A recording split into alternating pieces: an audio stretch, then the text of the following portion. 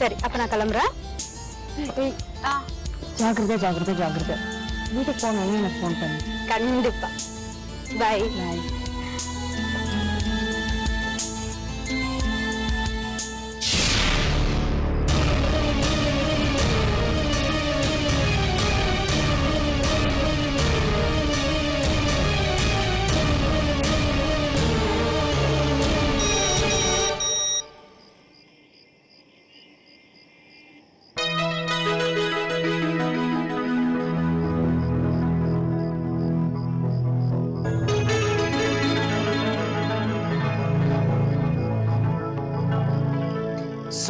Sorry I am really very sorry.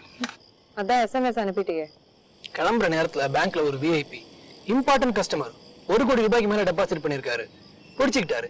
அவர் நைஜீரியாவுக்கு போன கதை, உகாண்டாவுக்கு வந்த கதைன்னு கதையா சொன்னாரு மனுஷன். தப்பிச்சு வரதுக்குள்ள போதும் போதும் ஆயிடுச்சு. சரி நீ என்ன சாப்பிடுற? நான் இதெல்லாம் சாப்பிட்டேனே. சரி நான் என்ன சாப்பிட்டுட்டோம்? என்ன ஆர்டர் பண்றது? நீ டிசைட் பண்ணி சொல்லு. இனிமே நீ டிசைட் பண்றதா? நீ எப்பவும் போல இந்த கடலையே சாப்பிட்டு அதானே எனக்கு சாப்பாடு டிஃபன் எல்லாம். நீ இப்படி பண்ணா நான் கொஞ்சம் கூட எதிர்பார்க்கல Vikram. I'm disappointed. But I am very happy. நான் டிசப்பாயிண்டடா உனக்கு சந்தோஷமா இருக்கா? இல்ல, நான் கொடுத்த சேலையை நீ கட்டிட்டு வந்திருக்கிறிய அதனால. சரி எங்க இந்த சர்ப்ரைஸ்? இப்பதான் அவ கிளம்பி போனாளா? நீ என்ன நினைச்ச? நீ எனக்கு சாரி கொடுத்த மாதிரி நான் உனக்கு பேண்ட் ஷர்ட் கொடுப்பேன் நினைச்சியா? என் பெஸ்ட் ஃப்ரெண்ட உனக்கு இன்ட்ரோடியூஸ் பண்ணி வைக்கிறதா இருந்தேன். எனக்கு காஃபி. உங்களுக்கு தானே? ஆமா. ஏற்கனவே 3 காப்பி சாப்பிட்டீங்க. நான் காப்பி சாப்பிடுவீங்களா? பாத்தியா, நான் எவ்வளவு நேரமா வெயிட் பண்றேங்கிறதுக்கு அவன்தான் ஆதாரம்.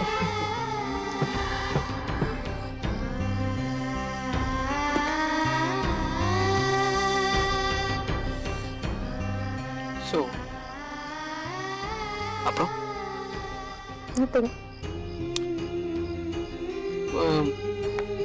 காஃபி சாப்பிட்டுட்டு உடனே கிளம்பிடலாமா? கிளம்பணுமா? இல்ல, ரொம்ப நேரமா வெயிட் பண்ணிட்டு இருக்கியே, அதான் கேட்டேன்.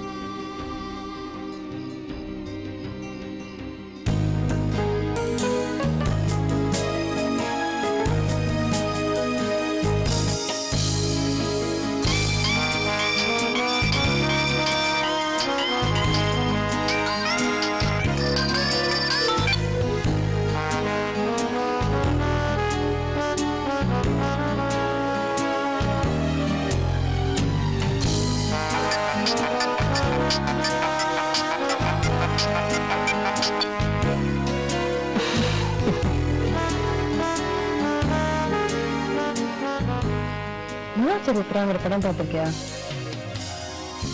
இதுல எப்படிதான் லவ்வர்ஸ் லைட் ஆன் ஆஃப் பண்ணிட்டே இருப்பாங்க. 3 முடிச்சுல மாத்தி மாத்தி துணி துவைப்பாங்க. துணியே கிழிஞ்சிரும். அதான் மாத்தி மாத்தி செல்போன் ரிங் பண்றதா இது வரைக்கும் எந்த படத்துலயும் வரல. சீக்கிரமாவே வந்துரும்.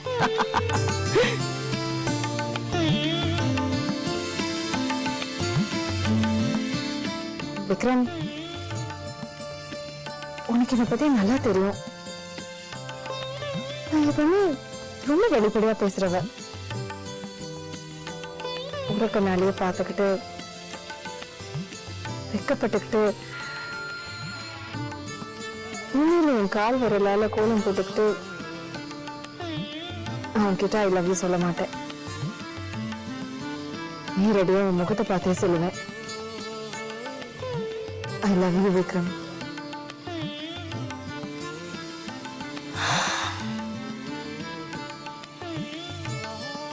நமக்கு ஏற்படாத வரைக்கும் சில விஷயங்கள் மேல நமக்கு நம்பிக்கை வர்றதில்லை.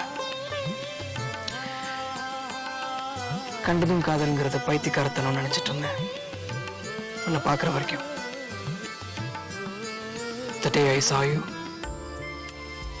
I fell in love with you. இது என்ன? ஸ்வீட் சாப்பிடுங்க, நல்லாவா சொல்லிட்டீங்களே.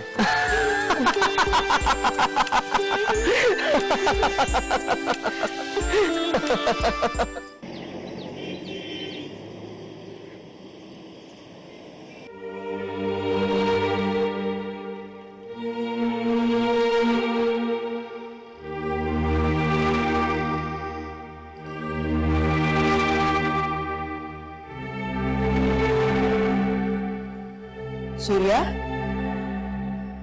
சூர்யா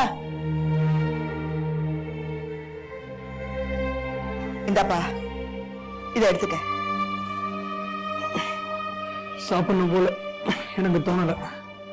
காய்ச்சல்ல வயித்த காய போட்டுட கூடாதுப்பா. மருந்து மாத்திரை தான் எனக்கு ஆதாரம்னு ஆயிடுச்சு. சரி சரி நீ படுத்துக்க. இப்ப எதுக்குப்பா புக்கெல்லாம் படிச்சுக்கிட்டு உடம்ப வருத்திக்கிறேன்.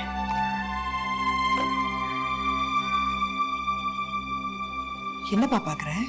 எங்க அம்மாவை ரொம்பவே ஞாபகம் படுத்துறீங்க. சரி சரி படுத்துக்க.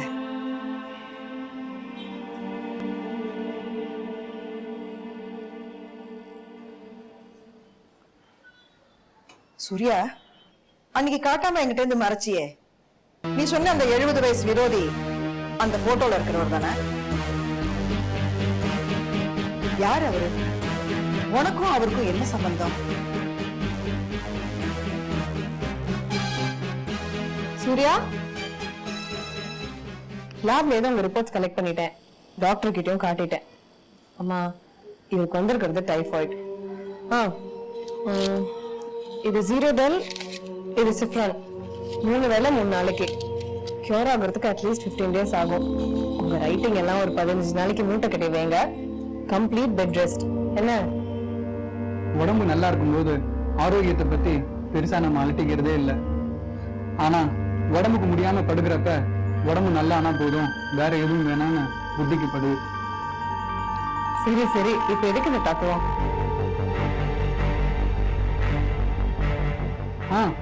எனக்கு ஒரு மாசம் டைம் கொடுங்க. நீங்க தான் அட்வான்ஸ் பணத்தை திருப்பி கொடுத்துட்டீங்களே, சோ வீட்டை காலி பண்றதுதான் நியாயம். காய்ச்சல் சரியானதும் வேற இடம் பாத்துக்கிறேன். இப்ப உன்னை யார் வீட்டை காலி பண்ண சொன்னது? நீ தாராளமா இங்கேயே தங்கிக்கலாம். நோ, நான் யாருக்கும் பாரமா இருக்க விரும்பல. கூடி சீக்கிரமே இந்த வீட்டை காலி பண்ணிடுறேன். இங்கேயே இருங்க அப்படின்னு நான் உங்களை கம்பல் பண்ண மாட்டேன். பிரியா, முதல்ல அவன் குணமாகட்டும், மத்ததெல்லாம் அப்புறம் பேசிக்கலாமே. சூர்யா, நீ பிரெட் எடுத்துக்கோ, நான் போய் காஃபி கொண்டு வரேன். ரொம்ப thanks. Priya, if you don't mind, சின்ன ஹெல்ப் பண்ண முடியுமா? உன்னதம் பத்திரிகைக்கு ஒரு கதை எழுதியிருக்கேன், இதை போஸ்ட் பண்ணிருங்க ப்ளீஸ்.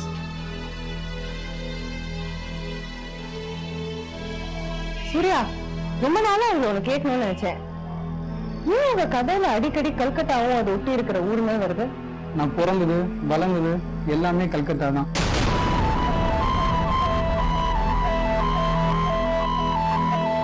அதனாலதான் தவிர்க்க முடியாம என்னையும் அறியாம கல்கத்தாவை பத்தி அடிக்கடி எழுதிடுறேன்.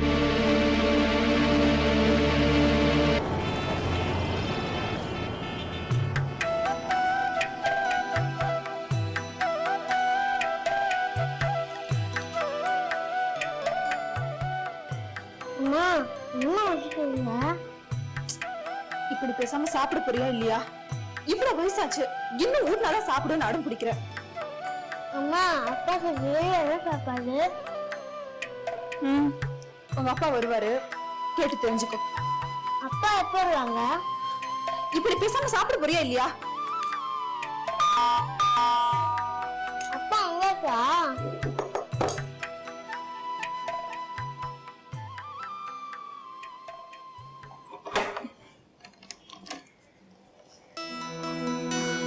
வாங்க பாட்டி, உள்ள வாங்க,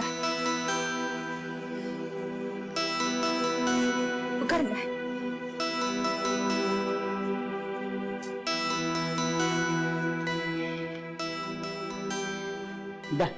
வாங்கிக்கோ, எல்லாம் உனக்கு தான். நான் ஒன்னும் வேற்று மனுஷி இல்ல. உங்க பாட்டி கொடுத்தா வாங்கிக்க மாட்டேன். அம்மா ஒன்னும் சொல்ல மாட்டா, வாங்கிக்கோ. இந்தா. பாட்டி, நம்ம வீட்டுக்கு ஒரு பாட்டி வந்திருக்காங்க.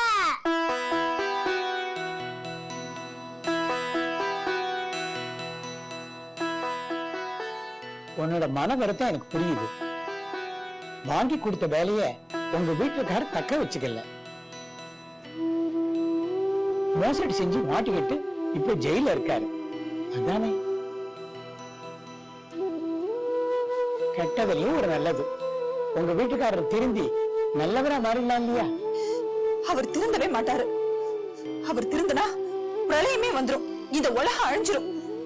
ஆண்டவனே இவரை மாத்தணும்னு நினைச்சாலும் இவர் மாற மாட்டாரு. அந்த ஆண்டவனை தான் இவர் மாத்துவாரு. அவர் திருந்த மாட்டாரு. நல்லது கெட்டது ரெண்டும் உள்ளவரா மனுஷா. கெட்டவா காலத்தும் கெட்டவனா இருந்துட போறது இல்ல. உன் புருஷனை ஜெயில இருந்து ரிலீஸ் பண்றதுக்கு நான் ஏற்பாடு பண்றேன். வேண்டாம், அவர் பண்ண தப்புக்கு அவர் ஜெயிலே இருக்கட்டும். அப்பதான் அவருக்கு புத்தி வரும். இந்த வீட்டு மாப்பிள்ளை ஜெயில இருக்கிறத நான் விரும்பல.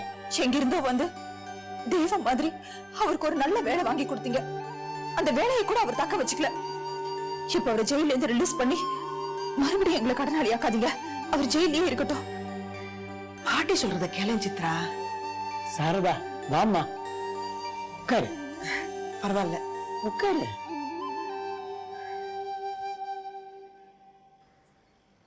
ஏன் டல்லா இருக்கே? உடம்பு சரியில்லையா? உடம்பும் சரியில்லை, மனசும் சரியில்லை. பிரச்சனை ஒண்ணு மாத்தி ஒண்ணு வந்துகிட்டே இருக்குது. கவலைப்படாத, தைரியமா இரு. நான் எதுக்கு இருக்கேன்? சித்ரா, பாட்டிக்கு ஏதாவது குடிக்கிறதுக்கு எடுத்துட்டோமா?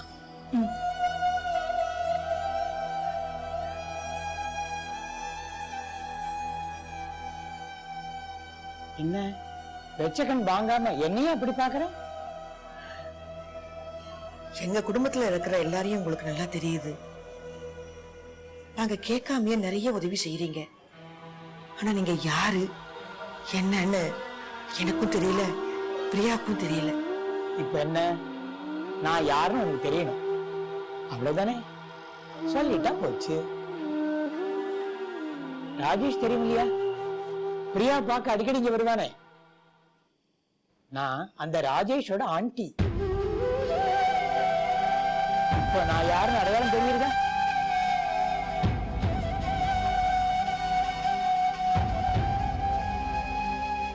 சாரதா, ராஜேஷுக்கு நான் வேண்டியவங்கிறத நீ எதிர்பார்க்கலையா இல்ல விரும்பலையா?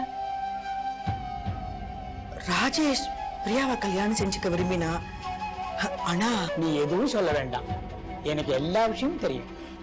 யார் யார கல்யாணம் பண்ணிக்கணுங்கிறது நீயோ நானும் எடுக்கிற முடிவு இல்ல, அந்த பகவான் போடுற முடிச்சு. பிரியா நல்ல பொண்ணு, அவளுக்கு எல்லாமே நல்லபடியா நடக்கும். இந்தா என் டெலிபோன் நம்பர் இருக்கு, பிரியாவை விட பேச சொல்லு. ஆபீஸ் போற அவசரத்துல வந்தேன், இன்னொரு நாள் சாவகாசமா வரேன். வரட்டுமா?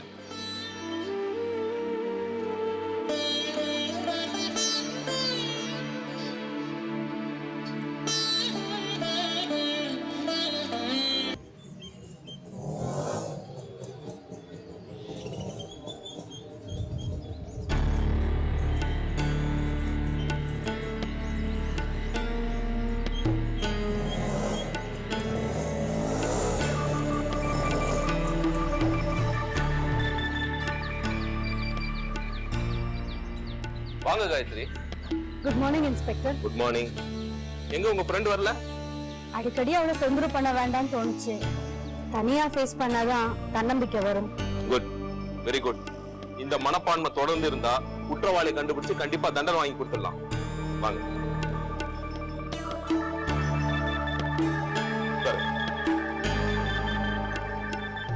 உங்களை திரும்ப திரும்ப தொந்தரவு பண்றதுல எனக்கும் உடன்பாடு கிடையாது. அதே சமயம் எடுத்துக்கிட்ட கேஸ முடிக்காம விடக்கூடாதுன்ற முயற்சி எனக்கு இருக்கு. அதுலயும் குற்றவாளி எப்படியாவது கண்டுபிடிச்சாகணும்ன்ற உங்க துடிப்பு தான் எனக்கும் ஒரு மோட்டிவேஷன்.